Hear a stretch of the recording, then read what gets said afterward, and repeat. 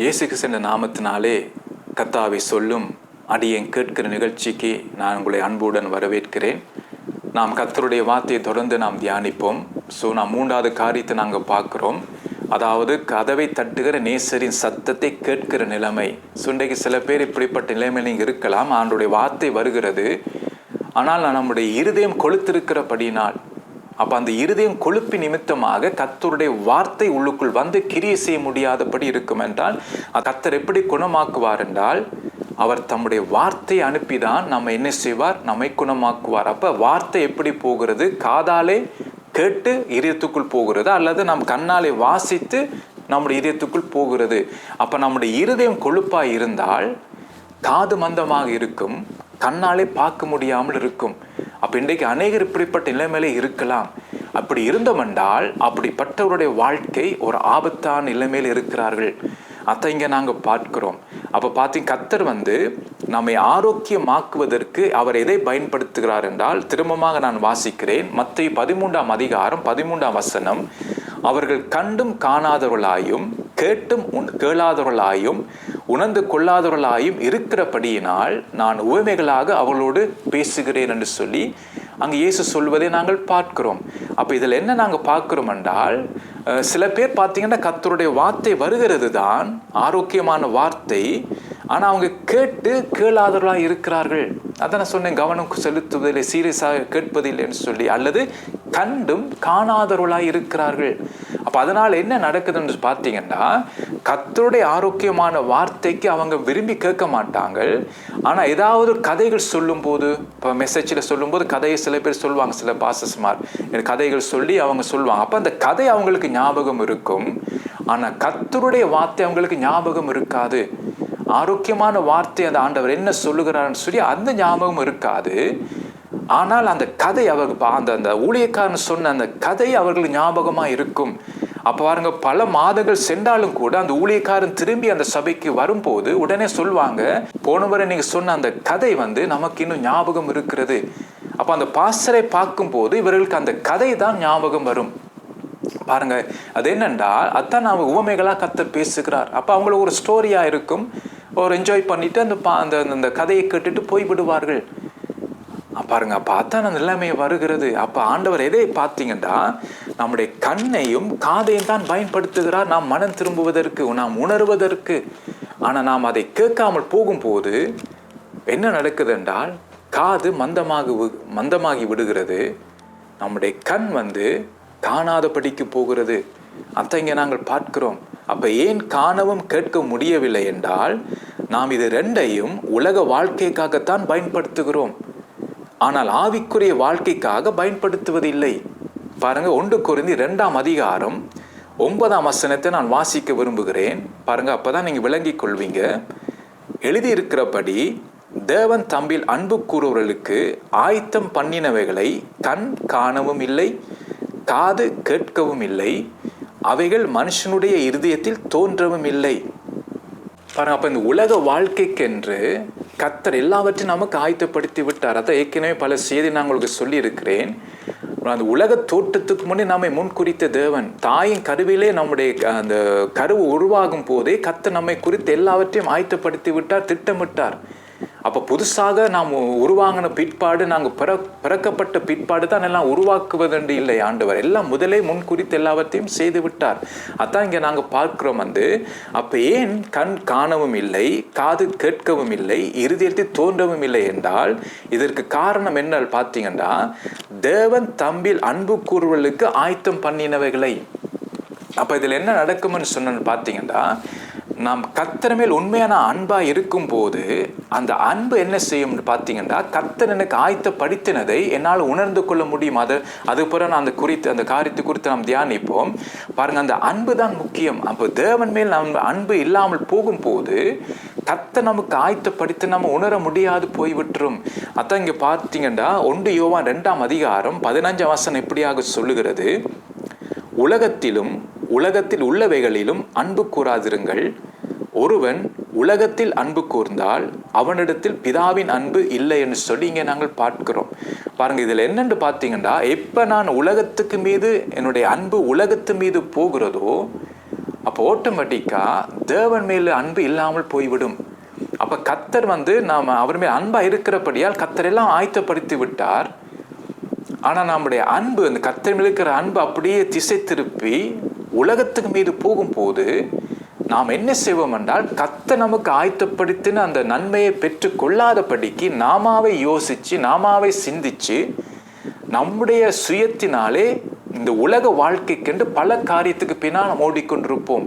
ஏன்னா அந்த உலகத்து மீது இருக்கிற அந்த அன்பு கர்த்தருடைய ராஜ்யத்துக்கு நேராக நம்மை நடத்தாமல் உலக ராஜ்யத்துக்கு நேராக நம்மை நடத்தி கொண்டு போகும். அப்போ உலகத்தார் பணத்துக்கு பின்பாக, படிப்புக்கு பின்பாக, உலக மேன்மைக்கு பின்னாக ஓடுகிறது போல இவர்களும் ஒரு காலத்திலே தேவன் மேல் அன்புள்ளவர்கள் தான், தேவனை வாஞ்சியோடு தாகத்தோடு தேடினவர்கள் தான்.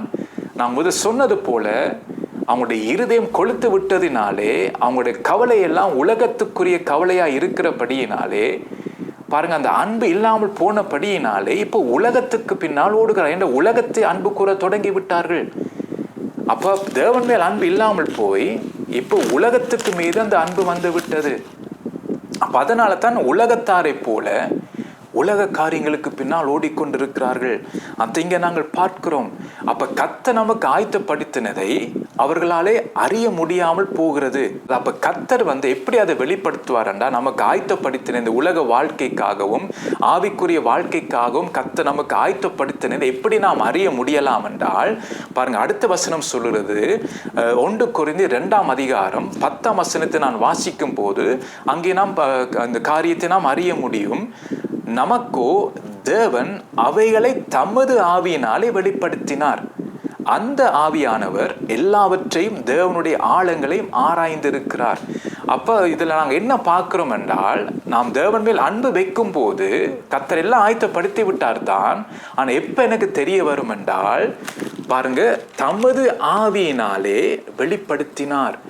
அப்ப ஆவியானவர் என்ன செய்வார், இந்த உலக வாழ்க்கைக்கு தேவையானது என்னென்று சொல்லி அவர் எனக்கு அதை வெளிப்படுத்துவார்.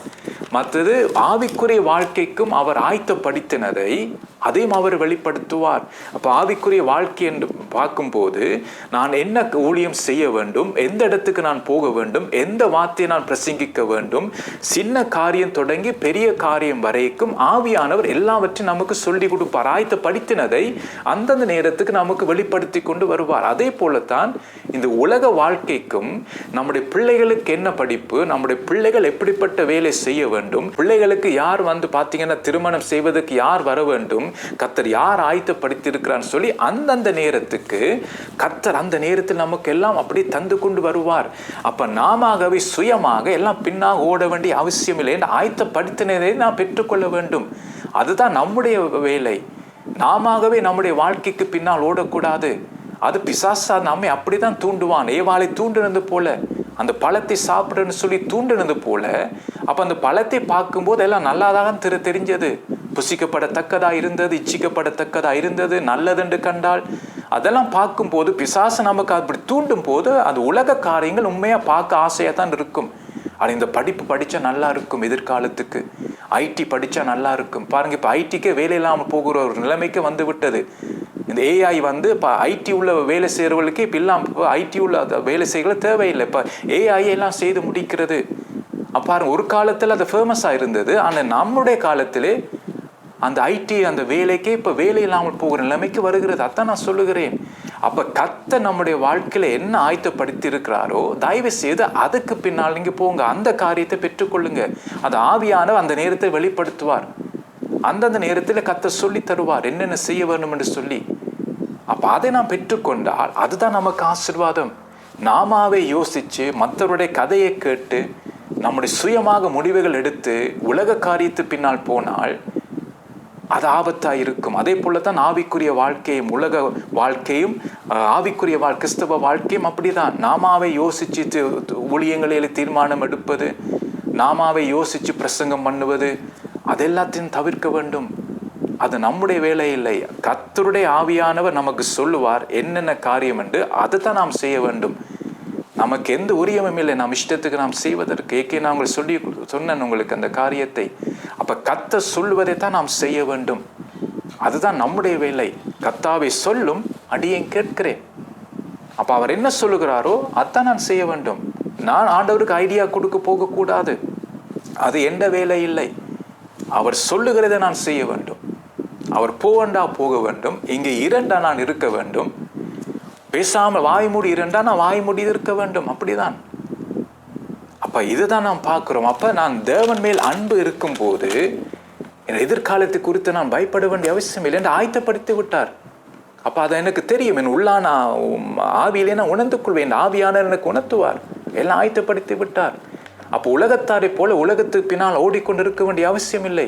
நாளைய தினத்தை குறித்து நான் கவலைப்பட வேண்டிய அவசியம் இல்லை. இந்த நாளைய நாளுக்கு கர்த்தர் ஆயத்தப்படுத்தி விட்டார். அப்போ அந்த நாளைய நாளுக்குரிய காரியத்தை கர்த்தர் எனக்கு தருவார். தான் நித்திரை பண்ணும்போது என்னுடைய தேவையை கர்த்தர் நாளைக்கெல்லாம் ஆயத்தப்படுத்தி விட்டார். அப்போ நாளைக்கு அந்த தேவை எனக்கு கிடைக்கும் அந்த காரியம். அப்போ அதுக்கேற்ற ஞானத்தை தருவார், அதுக்கேற்ற புத்தியை தருவார். சில நபர்களை ஆண்டவர் அனுப்புவார். அவருடைய திட்டத்தை நாம் செய்வதற்கு, அவர் ஆயத்தப்படுத்தி பெற்றுக்கொள்வதற்காக சில நபரை கர்த்தர் அனுப்புவார். அப்போ அதான் அந்த காரியத்தை நாங்கள் பார்க்குறோம்.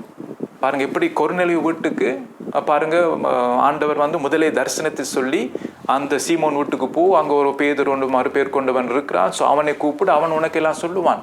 அப்போ அதெல்லாம் ஆயத்தப்படுத்திட்டார். அப்போ பாருங்க, அதெல்லாம் ஆண்டவர் நீட்டியாக செய்கிறார். அதே போலத்தான் நம்முடைய வாழ்க்கையிலே நாம் எதை குறித்து நாம் கவலைப்பட வேண்டிய அவசியம் இல்லை. நம்முடைய வாழ்க்கைக்கு தேவையான எல்லாம் ஆயத்தப்படுத்தி விட்டார். நம்முடைய பிள்ளைகள் எதிர்காலத்துக்கு எல்லாவற்றையும் ஆயத்தப்படுத்தி விட்டார். அத்த வீரம் சொல்லுகிறது, நமக்கோ தேவன் அவைகளை தமது ஆவியினாலே வெளிப்படுத்தினார். அந்த ஆவியானவர் எல்லாவற்றையும் தேவனுடைய ஆழங்களையும் ஆராய்ந்திருக்கிறார். அப்போ உலக காரியங்களிலிருந்து ஆவிக்குரிய தேவையானது எல்லாவற்றையும் அவர் எல்லாம் அறிந்திருக்கிறார். அப்போ தேவனுடைய இருத்திருக்கிற எல்லா காரியத்தையும் கர்த்தர் வெளிப்படுத்துவார். அப்போ என்னுடைய ஊழிய வாழ்க்கையிலும் கூட கர்த்தர் எல்லாம் சொல்லுவார். எதை நான் பேச வேண்டும், சில சபைகளுக்கு போகும்போது சில காரியங்களை கர்த்தர் சொல்லுவார், இந்த பிரசங்கத்தை பிரசங்கின்னு சொல்லி. அப்போ நான் அந்த நேரம் எனக்கு தெரியாது. அப்போ கர்த்தரிடத்தை நான் ஜெபிப்பேன், ஆண்டவரே இந்த இடத்துக்கு நான் போகிறேன், எதை நான் பேச வேணும்னு எனக்கு தெரியாது. பல செய்திகள் கர்த்தர் தந்திருக்கிறார். பாருங்க, எல்லாம் ஒரு பேக்கில் எல்லாம் கொண்டு போவேன், எல்லாம் பாரமாக இருக்கும். தூக்கி கொண்டு போகும்போது பல செய்திகள் அங்கே இருக்கிறது. ஆனால் சில நேரம் ஆண்டவர் முதல் நாளே சொல்லுவார், சில நேரம் அந்த இடத்துல இருக்கும்போது சொல்லுவார், இந்த வார்த்தையை நீ சொல்லுன்னு சொல்லி. அப்போ எனக்கு பல முறை இப்படி நடந்திருக்கிறது. சில நேரம் முதலே சொல்லி விடுவார், இந்த வார்த்தையை நீ அங்கே சொல்லுன்னு சொல்லி. சில நேரம் பார்த்தீங்கன்னா எனக்கு அடிச்சு கொண்டு இருக்கும் இருதயம், எது நான் சொல்லுவதுன்னு தெரியாமல் இருக்கும். வசனம் இருக்கு கணக்கா, ஆனால் அவர் சொல்லுறதை நான் சொல்ல வேண்டும். எனக்கு தெரியும் நான் சொல்ல போகக்கூடாது. அப்போ அவர் சொல்லுவதை நான் சொல்ல, அதனால தான் எனக்கு இதயம் அடிச்சு கொண்டு இருக்கும், ஆண்டவர்னு சொல்லவில்லைன்னு சொல்லி. கடைசி நேரத்தில் டக்குன்னு சொல்லுவார், இந்த வார்த்தை எனக்கு ஞாபகம் வரும், அந்த பிரசங்கத்தின் இது, உடனே அதை குறித்து பேசுன்னு சொல்லுவார். அப்போ உடனே அந்த செய்தியை எடுத்து போட்டு நான் ஆயத்தப்படுத்திட்டு உடனே அங்கே போய் கர்த்தருடைய வார்த்தையை நான் பிரசங்கிப்பேன். அப்போ இப்படி தான் ஆண்டவர் நடத்துவார். அப்போ எல்லாம் ஆயத்தப்படுத்தி விட்டார் ஆண்டவர். அப்போ யாருக்கு என்ன வார்த்தை போக வேண்டும், சபையில் உள்ள வருகிறார், எப்படிப்பட்ட பிரச்சனையோடு வருகிறார்கள், ஸோ நமக்கு தெரியாது, ஆனால் ஆவியானவருக்கு தெரியும். அப்போ அதனால தான் கர்த்தர் சிகர் தம்முடைய வார்த்தையை அனுப்பி அவர்களை குணமாக்குகிறார். சங்கீதம் 107:20 பாருங்க. அப்போ கர்த்தர் அப்படித்தான் நம்மோடு பேசுவார். அப்போ அதற்கு நாம் எப்படி இருக்க வேண்டும்? நம்முடைய இருதயம் கொழுப்பாக இருந்தால் இந்த காரியங்கள் எல்லாம் நம்முடைய வாழ்க்கையில வராது. ஒரு பழக்கப்பட்ட ஒரு கிறிஸ்தவனாக நம்முடைய வாழ்க்கையை நாம் வாழ்ந்து நம்முடைய வாழ்க்கை போய்கொண்டிருக்கும். அதனால தான் கர்த்தருடைய வார்த்தை நாம் என்ன செய்யணும் என்றால், நாம் கர்த்தருடைய வார்த்தையை நாம் கவனமாய் நாம் கேட்டு நம்முடைய இதயத்தில் எடுத்து நாம் உணர்ந்து கொள்ள வேண்டும். முதல் என்னுடைய வாழ்க்கையை, என்னுடைய சொந்த வாழ்க்கையை நான் பரிசோதித்து பார்க்க வேண்டும். எனக்கு பிடிச்ச வசனம் பாருங்க, நோவா தற்காலத்திலே வரும் காலத்தை குறித்த வெச்சிருப்பு பெற்று பயபக்தி உள்ளவனாகி தன் குடும்பத்தை ரட்சிக்க பேழை உண்டு பண்ணினான். அப்புறம் இன்னொரு வசனம் சொல்லுகிறது, நீதியை பிரசங்கித்தான் என்று சொல்லப்படுகிறது. அப்போ 3 காரியங்கள் நோவா தன்னுடைய காலத்தில் செய்தார். முதலாவது தேவ எச்சரிப்பை அவர் பெறுகிறார். ரெண்டாவது அந்த எச்சரிப்பை தன்னுடைய வாழ்க்கையோடு ஒப்பிட்டு பார்த்து பயபக்தி உள்ளவனாய் மாறுகிறார். தன்னுடைய வாழ்க்கை முதல் பரிசோதிக்கிறார். மற்றவங்களுக்கு பிரசங்கம் பண்றதை விட்டுட்டு முதல் தன்னுடைய வாழ்க்கையை அவர் பார்க்கிறார். பயபக்தி உள்ளவனாய் மாறுகிறார். ரெண்டாவது தன் குடும்பத்தை ரட்சிக்கிறதை கிரியைகளை செய்கிறார். மூன்றாவது தான் மற்ற ஜனங்களுக்கு போய் நீதியை பிரசங்கிக்கிறார். இன்றைக்கு நாம் என்ன செய்கிறோம் என்றால், ஜனங்களுக்கு நீதியை பிரசங்கிக்கிறோம், நம்முடைய சொந்த வாழ்க்கையை பார்ப்பதும் இல்லை. நம்முடைய குடும்ப வாழ்க்கையை, நம்முடைய பிள்ளைகள், நம்முடைய மனைவி, ஸோ அவங்கள நாங்கள் கவனிப்பதும் இல்லை, குடும்பத்தை கவனிப்பதும் இல்லை. ஆனால் வெளியில் ஊழியத்துக்கு நாம் போய்விடுகிறோம். கிழமைக்கு நாம் இப்படி வெளியில் போய் விடுகிறோம். ஆனால் நம்முடைய சொந்த வாழ்க்கை எப்படி இருக்கிறது? என்னுடைய சொந்த குடும்பம் எப்படி இருக்கிறது? என்னுடைய பிள்ளைகள் எப்படி இருக்கிறார்கள்? என்னுடைய மனைவி எப்படி இருக்கிறார்? அப்ப அதை குறித்து நாம் சிந்திப்பதில்லை. அதான் அந்த வார்த்தை எனக்கு ரொம்ப பிடிக்கும். எனக்கு தேவச்சிருப்பை பெற்று பயபக்தி உள்ளவனாகி தன் குடும்பத்தை ரட்சிக்க பேழை உண்டு பண்ணினான். அப்ப என்னுடைய வாழ்க்கையில் ஒரு பயபக்தி வந்தால்தான் என் குடும்பத்தை ரட்சிக்கிறது கேட்டு கிரியில நான் செய்வேன். என்னடா கர்த்தர் சொல்லுவார் எப்படிப்பட்ட கிரியை செய்ய வேணும் என்று சொல்லி. அதுக்கு பிறகு தான் மற்றவர்களுக்கு நீதியை நான் பிரசங்கிப்பேன். அப்ப இது முக்கியம் நம்முடைய வாழ்க்கையிலே. என்னுடைய சொந்த வாழ்க்கை, அது பிறகு என்னுடைய குடும்ப வாழ்க்கை, அது பிறகு தான் பார்த்தீங்கன்னா மற்ற காரியங்கள். அப்ப என் குடும்பத்தை ரட்சிக்கிறது கேட்டு கிரியில நான் செய்ய வேண்டும். எனக்கு எவ்வளவு ஊழியக்காரர்கள் நல்ல ஊழியம் செய்கிறார்கள், ஆனால் அவங்களுடைய குடும்பம் இன்றைக்கு சின்ன பின்னமா இருக்கிறது. பிள்ளைகள் பார்த்தீங்கன்னா கத்தரை விட்டு தூரம் போய்விட்டார்கள். நல்ல குடும்ப உறவு இல்லாமல் போய்விட்டது. ஆனா ஊழியம் வல்லமையா செய்கிறார்கள். அப்ப நாம் கவனமா இருக்க வேண்டும் இந்த காரியத்திலே. ஊழியம் செய்வது நல்லதுதான், ஆனா அதை விட நம்முடைய குடும்பத்தை ரட்சிக்கிறது கேட்டு கிரியில நாம் முதல் நம்முடைய குடும்பத்தை நாம் ரட்சிக்க வேண்டும். முதல் என்னுடைய சொந்த வாழ்க்கையை நாம் மாற்ற வேண்டும். பயபக்தி உள்ளவனாய் மாற வேண்டும் என்ற தேவனுடைய ஆதி திட்டம் என்ன? தேவ பக்தியின் சந்ததியை உருவாக்குவதுதான் தேவனுடைய ஆதி திட்டம். அப்ப முதல் அந்த ஊழியத்தை நாம் செய்ய வேண்டும். அதுக்கு பிற்பாடத்தான் மற்ற ஊழியங்களை நாம் கவனிக்க வேண்டும். அப்ப என்னுடைய முதல் அந்த குடும்பத்தை கவனிப்பது, அந்த ஊழியத்தை நாம் செய்யாமல் மற்ற ஊழியத்தை நாம் செய்தாலும் பாருங்க அதில் எந்த பிரயோஜனம் இல்லாமல் இருக்கும். என்றால் முதலாவது என்னுடைய குடும்பத்தை என்ற கர்த்தர் நம்பிதான் குடும்ப தலைவனாக ஏற்படுத்தியிருக்கிறார். எனக்கு மனைவியை கொடுத்திருக்கிறார், பிள்ளைகளை கொடுத்திருக்கிறார். அப்ப அதுக்கு நான் பொறுப்பு. நான் ஒரு ஆசாரியன். அப்ப நான் தேவனிடத்தை நான் விசாரிக்க வேண்டும். என் குடும்ப சூழ்நிலை குறித்து தேவனிடத்தை நான் கேட்க வேண்டும். ஆண்டவரை இப்படி இருக்கு, நான் என்ன செய்ய வேண்டும்? கர்த்தர் சொல்வார் இப்படி செய்ய, நீ பண்படுத்த, நீ காக்க வேண்டும். அந்த வேலையை நாம் செய்ய வேண்டும். அது செய்யாட்டால் பிசாசு வந்து விட்டுறான் குடும்பத்திலே. இன்றைக்கு அநேக ஊழியக்காரோட குடும்பத்தை தான் பாதிக்கப்பட்டிருக்கு. அவங்க வெளியில தான் பண்படுத்தவும் காக்கவும் போகிறார்கள் வெளியிலே. ஆனா தோட்டத்திலே பண்படுத்தவில்லை, காக்கவும் இல்லை. அதனால சத்துருவுக்குள் வந்து விட்டான். இவர்கள் வெளியிலே போய்விட்டார்கள். ஊழியக்காரர்கள், அதாவது குடும்பத்தின் தலைவர்கள், குடும்ப ஆசாரியர்கள் வெளியிலே போய்விட்டார்கள். சத்துரு குடும்பத்துக்குள் வந்து விட்டான். பிழையான போதனை விதைத்து விட்டான். அதனால பார்த்தீங்கன்னா குடும்பத்திலே பார்த்தீங்கன்னா பிரச்சனை இருக்கிறது. அப்ப நாம் கவனமா இருக்க வேண்டும் இந்த காரியத்திலே. அப்ப இங்க பார்க்கும்போது பார்த்தீங்கன்னா அநேகர் உலகத்தின் ஆவியை தான் பெற்றிருக்கிறார்கள். அப்ப நாம் தேவனுடைய ஆவியை நாம் பெற வேண்டும். அந்த பரிசுத்த ஆவியானவர் தான் தேவனுடைய ஆழங்களை வெளிப்படுத்துவார், அவருடைய சித்தத்தை வெளிப்படுத்துவார். அப்ப அவருடைய இறுதிய துடிப்பை நாம் அறிய வேண்டும். அப்ப இன்றைக்கு நாம் அநேகர் உலகத்தின் ஆவியை தான் பெற்றுகிறார். அப்ப உலக நன்மையை அறிந்து வைத்திருக்கிறார்கள். இந்த படிப்பு இந்த பிள்ளைக்கு நல்லா இருக்கும், அந்த தேசத்துக்கு போனால் நம்முடைய வாழ்க்கையில முன்னேறலாம், அது இந்த பிசினஸை ஆரம்பித்தால் நம்முடைய வாழ்க்கை நல்லா இருக்கும். ஸோ இப்படி பல உலக காரியங்கள் எல்லாம் உலகத்தின் ஆவியினாலே நடத்தப்பட்டு உலக காரியங்களுக்கு பின்னால் போய்கொண்டிருக்கிறார்கள். அதான் நாங்க பார்க்கிறோம். பாருங்க, 1 கொரிந்தியர் 2ஆம் அதிகாரம் 11-12 உள்ள வசனங்களை நான் வாசிக்கிறேன். மனுஷனில் உள்ள ஆவியை அன்றி மனுஷரில் எவன் மனுஷனுக்குரியவைகளை அறிவான்? அப்படி போல தேவனுடைய ஆவியை அன்றி ஒருவனும் தேவனுக்குரியவர்களை அறிய மாட்டான். நாங்களோ உலகத்தின் ஆவியை பெறாமல் தேவனால் எங்களுக்கு அருளப்பட்டவைகளை அறியும்படிக்கு தேவனிலிருந்து புறப்படுகிற ஆவியை பெற்றோம். பாருங்க, அப்போ உலக ஆவி ஒன்று இருக்கிறது, ஒன்று தேவனுடைய ஆவியானவர் இருக்கிறார். அப்ப இன்றைக்கு நாம் எந்த ஆவியிலே நாம் நடத்தப்படுகிறோம்? உலகத்துக்குரிய ஆவியினாலே நடத்தப்பட்டால் உலக காரியத்தை நாம் தேடிக்கொண்டிருப்போம்.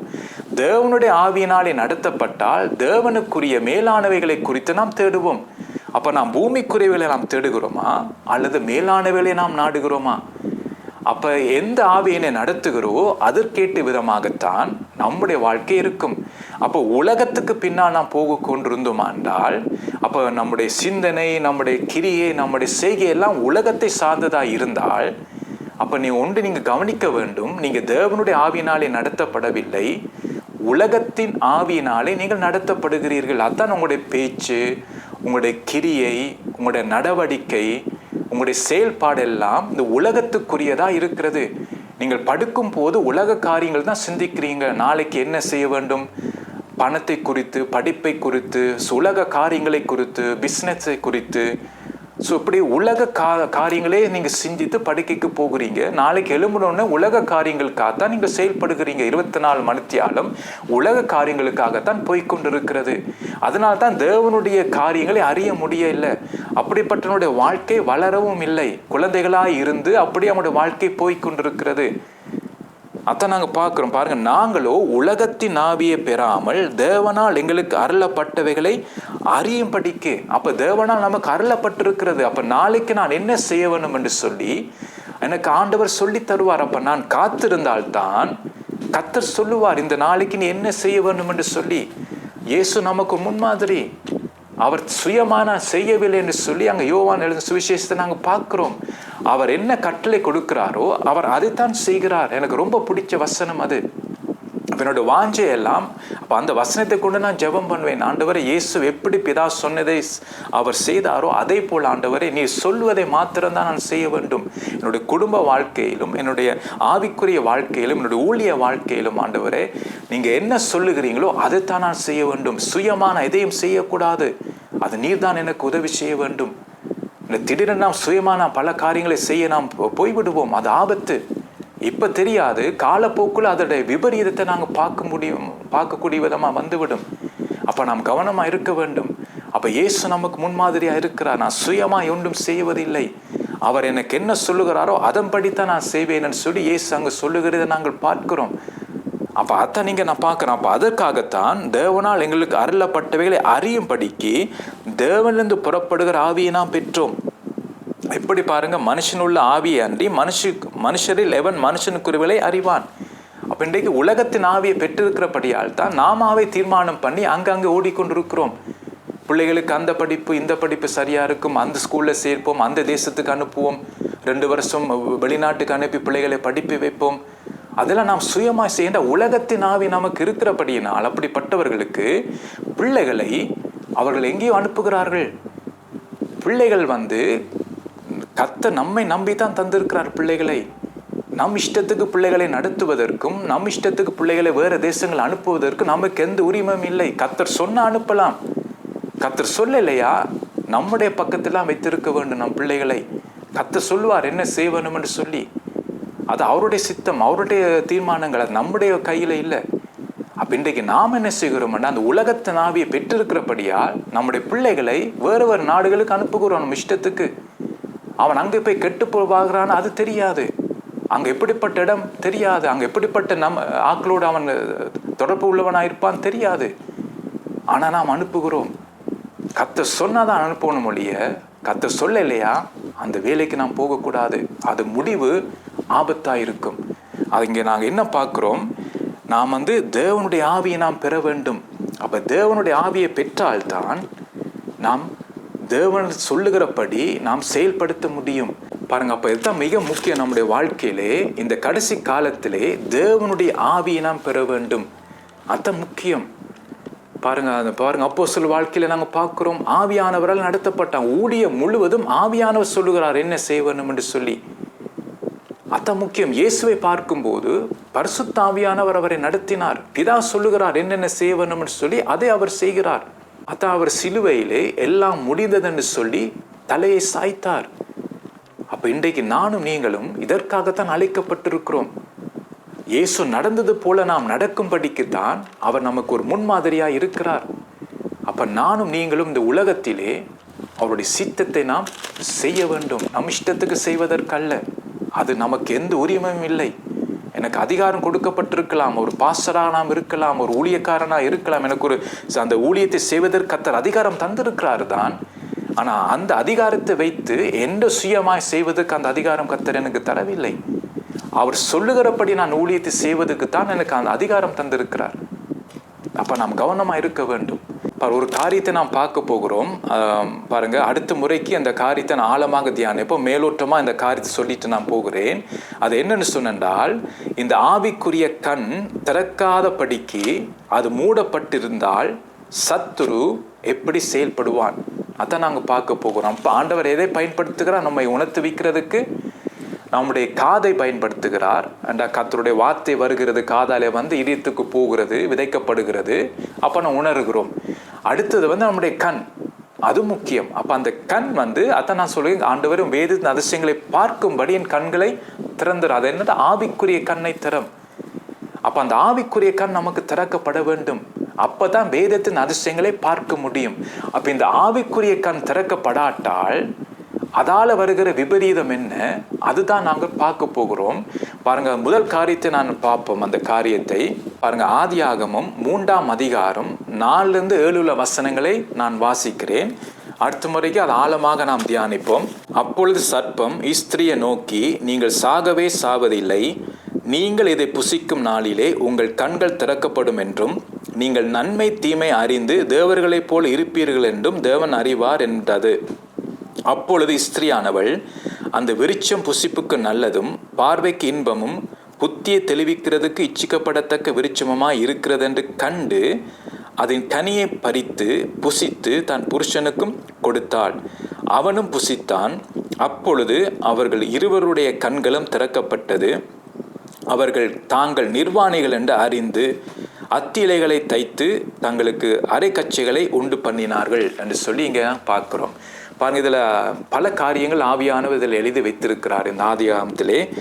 இது அடுத்த முறைக்கு நாம் ஆழமாக தியானிப்போம். அப்போ முதல் பார்த்தீங்கன்னா, நம்முடைய ஆவிக்குரிய கண் திறக்கப்படாவிட்டால் முதல் காரியம் என்னென்றால், மாமிச கண்களினால் உலகத்தின் மகிமை தேடவும் காணவும் தூண்டுவான் பிசாசு.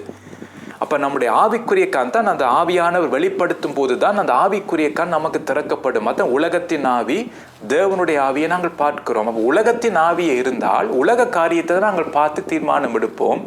தேவனுடைய ஆவியானவர் நமக்கு வெளிப்படுத்தும் போது தான் என்னுடைய ஆவிக்குரிய கண்ணாலே, அதான் ஆபிரகாம் பார்த்து தூரத்திலே தேசத்தை கண்டு அவர் எப்படி இருந்தாராம், பரதேசியை போல இந்த உலகத்தில் அந்நியனும் பரதேசிமாய் போல இருந்தாருன்னு சொல்லி எபிரேயர் 11ஆம் அதிகாரத்தை நாங்கள் பார்க்கிறோம். அப்போ தூரத்தில் அதை கண்டு எதை பார்த்தார்? தேவன் ஆயத்தப்படுத்தின அந்த அஸ்திபாரம் உள்ள நகரத்தை அவர் பார்த்தார். அப்போ அதே போலத்தான் ஆவியானவர் நமக்கு வெளிப்படுத்தும் போது அந்த தேவனுடைய ஆழங்களை அவர் நமக்கு வெளிப்படுத்துவார். அப்போ தேவனுடைய ஆவியை அன்றி தேவனுக்குரியவைகளை எப்படி நாம் அறிய முடியும்? அப்போ தேவனுடைய ஆவியானவர் தான் வெளிப்படுத்துவார். அப்போ அதுதான் நம்முடைய ஆவிக்குரிய கண் திறக்கப்படுவது. அப்போ வேதத்தை வாசிக்கும் போது வேற விதமாக உங்களுக்கு எல்லாம் ஆவியான் விளங்கப்படுத்துவார். அப்போ வசனமாக இருந்தது, இப்போ அது சத்தியத்தை நீங்கள் அறிந்து கொள்வீர்கள். அதான் கடந்த முறை நாங்கள் பார்த்தோம், சத்தியம் உள்ளவரை அறிந்து கொள்வது கேட்டு புத்தியை தேவகுமார் நமக்கு தந்திருக்கிறார். அப்போ அது எப்படி வருமாம்? தேவன் சத்தியத்தை அறிவதற்கு என்னுடைய ஆவிக்குரிய கண் திறக்கப்பட வேண்டும். அப்போ திறந்தால்தான் இதுக்குள் இருக்கிற அந்த ஆவிக்குரிய காரியத்தை அறிய முடியும். அல்லாட்டா அது வசனமாகத்தான் நாங்கள் பார்க்க முடியும். இந்த சம்பவம் பாருங்க, வாசிச்ச வசனம் ஒரு வசனமாக வாசிச்சுட்டு போகலாம். ஆனால் அதுக்குள்ள இருக்கிற ஆவிக்குரிய காரியங்கள் அது தேவனுடைய ஆவியானவர் வெளிப்படுத்த வேண்டும். அப்போதான் என்னுடைய கண் திறக்கப்படும் போது அதை நான் பார்க்க முடியும். அப்போ இதில் நாங்கள் பார்க்கும்போது அதான் மிக முக்கியம் என்னென்றால், நம்முடைய ஆவிக்குரிய கண் திறக்கப்பட வேண்டும். பிசாசுடைய திட்டம் என்னென்றால், இந்த ஆவிக்குரிய கண் திறக்கப்படக்கூடாது. அப்போ இந்த மாமிச கண்ணாலே உலகத்தை பார்க்க தான் தூண்டுவான். தான் ஏவாளை அங்கே பார்க்குறோம் அந்த காரியத்தை. ஸோ அடுத்த முறைக்கு இந்த காரியத்தை ஆழமாக தியானிப்போம். கர்த்தர் தாமே உங்களை ஆசீர்வதிப்பாராக.